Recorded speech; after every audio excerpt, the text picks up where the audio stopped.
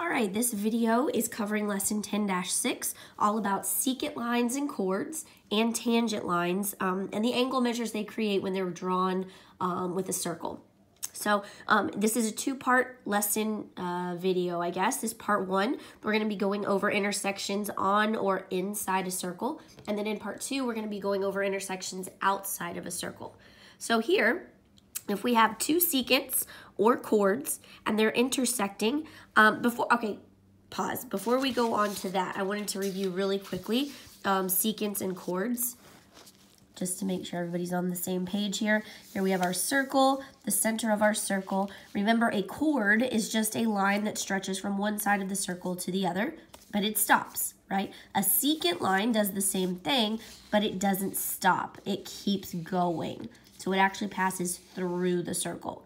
So when we're looking at the inside of the circle, it doesn't really matter if the line goes outside the circle or not.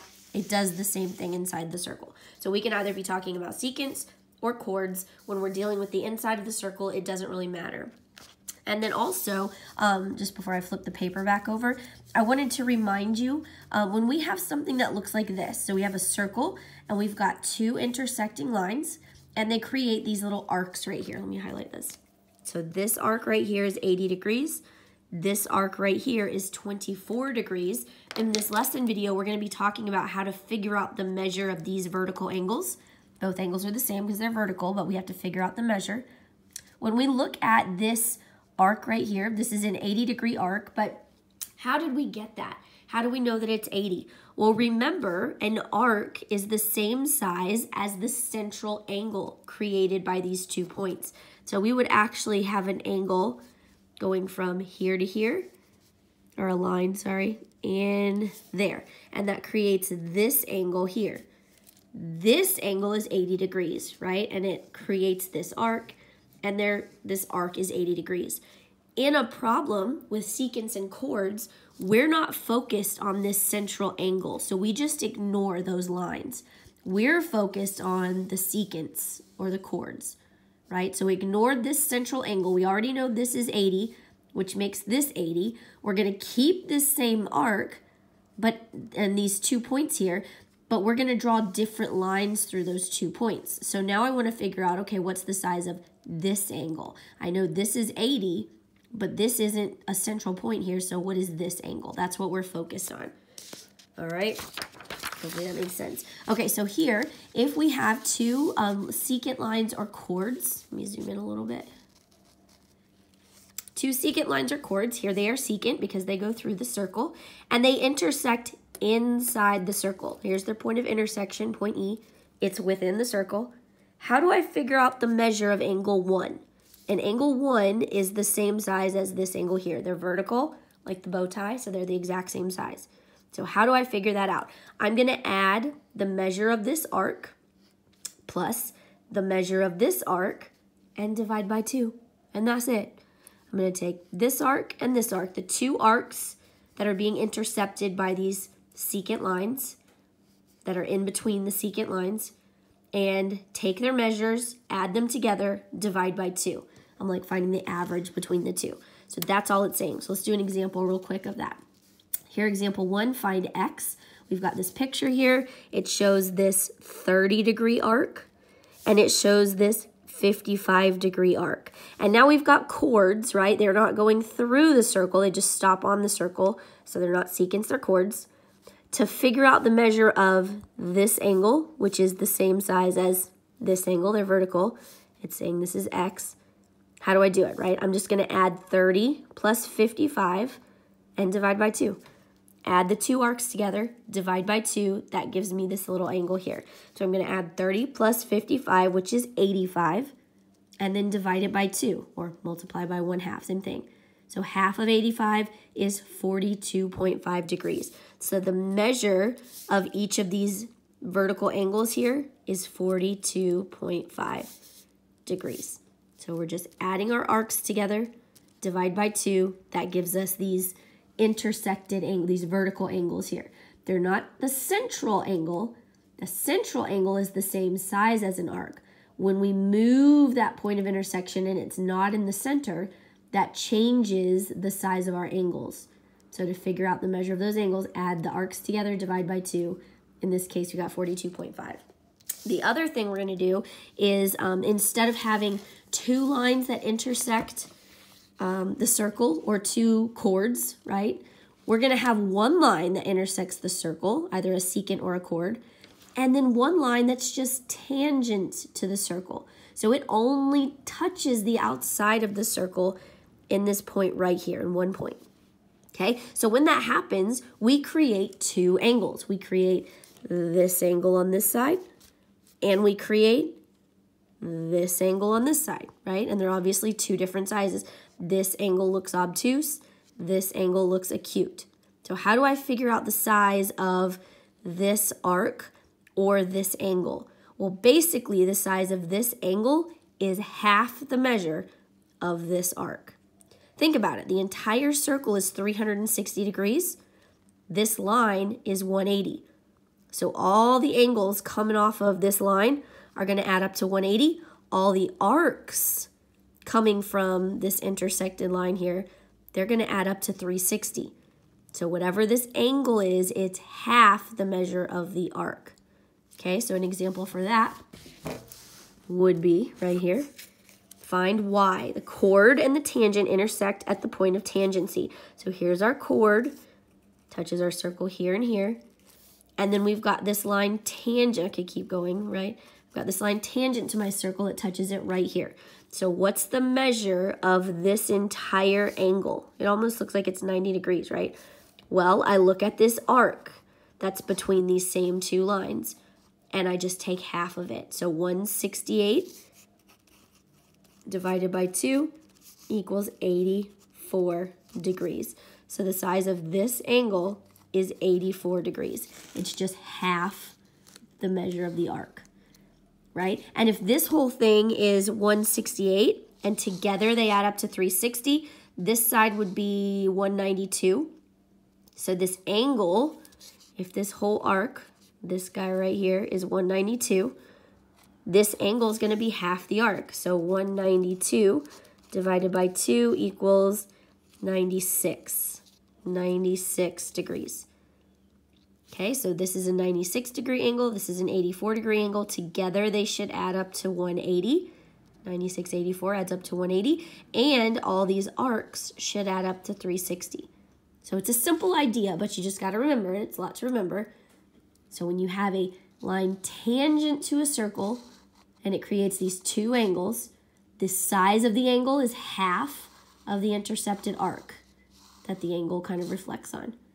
When you have a point of intersection between 2 lines that's inside the circle, you're going to add the 2 arc measures together and divide by 2. So let's do a few examples. I'll stay zoomed in, sorry. I hope you can see that clearly. It looks blurry on my phone. All right, number 1, find each measure. Assume that the segments that appear to be tangent are tangent. Okay, so there's no tricks here is what they're saying. I'm going to do this in black pen. All right, so here we're trying to find the measure of this vertical angle. It's the same on either side. And so to find those angles, we have to add our 2 arcs together and divide by 2. So I'm going to add 40 plus 52, which equals 92. So together these are 92. And then to find the size of these vertical angles, they're both the same size, I divide by 2. So that's 46. So the size of each of these angles is 46 degrees. Make sure you show your work. Number 2, I want to find the measure of arc GH. So I want to find this guy, okay? So here, I know this arc is 26 degrees, and I know when I add these 2 together and divide by 2, this middle angle here is 45, right? So instead of adding, I'm going to call this measure X. Instead of adding the 2 arcs, dividing by 2, and getting the angle, I'm going to add 1 arc plus, I'm missing this one, divide by 2, and it gives me the answer. Okay, so 26 plus the other arc, divide by 2, equals 45. So now I can solve for X, right, just using algebra. I'm going to multiply both sides by 2 to get rid of this guy. So that's 26 plus X equals 90. and then I want to subtract 26 from both sides of my equation. So x equals 64 degrees. So the measure of arc GH is 64 degrees. Okay, number 3. Now we've got a line tangent to our circle. This point of intersection, which is right here, is not inside the circle. It's on the circle. So here's our tangent line. It looks like it's tangent, so the direction said it is. We want to find the measure of this angle. So remember, that angle is half the measure of this arc. It says the arc is 220. So half of 220 is 110. So the measure of this angle right here is 110 degrees. Right? So what would that make this guy right here? Well, 110 plus what equals 180? 70. We don't have to find this. I'm just doing it. And so if this whole angle is 70, what does that make the measure of this arc? 140, right? Because remember, the angle is half the arc. So if the angle is 70, double it, and this whole arc is 140. I hope that's making sense. Let's do 3 more. Number 4. We've got another tangent line here. Point of intersection at R. We know this angle here is 74 degrees. We want to find the measure of arc RT. Ooh, which one is that? RT what? I don't know. It doesn't say which one. Is it this RT or is it this RT? It doesn't say. So let's find both. Let's start off with this RT since it gives us that angle. Remember, the angle is half the arc. So if the angle is 74, what's 74 times 2? 148.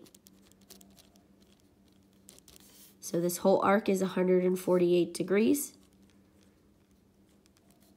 Around this way. And to find the other arc, we can either subtract 148 from 360, or I know this is 74, and together these two angles have to add up to 180. So that would make this angle 106. This guy, right? 106. And the angle is half the arc. So if 106 is half the arc is 212. And then we just want to make sure 212 plus 148 adds up to 360, and it does. So I hope that's making sense. Number 5, 2 more. Number 5, now we've got 2 chords, and they are crossing over each other inside the circle right here. The measure of this angle, it says, is, oh no, it's just numbered, sorry. The number angle, the name of the angle is 5. So we want to figure out the measure, right? Well, pay attention because it doesn't give me this arc and this arc, but it asks me for this angle. It does give me this arc and this arc. So I can do some math and figure out the missing pieces in a number of ways, right? First thing I can do is figure out what the size of this angle is, okay? So 90, here, I'll highlight it this way, boom, boom. To figure out this inside angle here, I'm going to add 90 plus 130 and divide by 2. That is 220 divided by 2, which is 110. 110 degrees. So this guy right here is 110 degrees. And these two, this angle and this angle, add up to a straight line, which is 180. So if this is 110, this has to be 70. And these two angles are vertical, so this has to be 70 as well. So our answer here is 70. First, we had to find the vertical angles here, and then we had to subtract from 180 to figure out what these other pair of vertical angles were. So 70 degrees is our answer. And then lastly, number 6, we have another tangent line. It's asking us to find the measure of this angle, right? Here's our tangent line. Here's where it touches. So we know this whole arc is 160, and the angle here is half the arc. So this angle has to be 80 degrees. And if these two angles together add up to a straight line, that's 180. So if this is 80, this one has to be 100. Okay, so it asked us to find this angle. It's 100 degrees. So what would that make the measure of this arc? The arc is double the angle. The angle is half the arc. So this arc would be 200 degrees. Right? I hope that's making sense. Let me know if you have questions and stay tuned for video number 2.